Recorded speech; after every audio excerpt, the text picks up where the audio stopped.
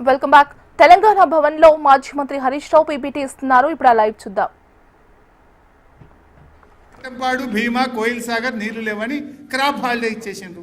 మరి అండ్లపై పాలమూరు పెడితే మంచినీళ్ళు కూడా దిక్కుండే రేపు, మంచినీళ్ళు కూడా దిక్కుండే రేపు.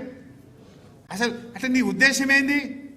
ఇక తెలంగాణ ఆంధ్రోడికి శ్రీశైలం అప్పచెప్పుదాం, ఇక మొత్తం వాళ్ళకే అప్పచెప్పుదామనే ఇంకా అదే సమైక్యవాదుల మైండ్ సెట్ మీది.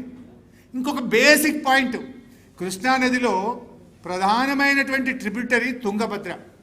తుంగభద్ర నది శ్రీశైలంకు ప్రతి ఏటా 450 నుంచి 600 టీఎంసీల నీళ్లు తెస్తాయి. అంటే ఇక తుంగభద్ర మొత్తం ఆంధ్రాకి అప్పచెప్తావా? మన లెక్క తెచ్చుకోవద్దా? జూరాల కాడ తుంగభద్ర కలుస్తుందా? జూరాల దాటి కిందికి పోయినాక తుంగభద్ర శ్రీశైలంలో కలుస్తుంది. మరి తుంగభద్ర ఒడగొట్టుకుందామా? తుంగభద్ర నీళ్లు పొందాలన్నా 306 టీఎంసీల సామర్థ్యం ఉన్న శ్రీశైలం రిజర్వాయర్లో మన హక్కు పొందాలన్నా మనం శ్రీశైలంకు పోయినాం. ఇప్పటికే దీని మీద భీమా ఉండే, కోయిల్ సాగర్ ఉండే, నెట్టంపాడు ఉండే, జూరాల ఓ నాయకట్టు ఉండే.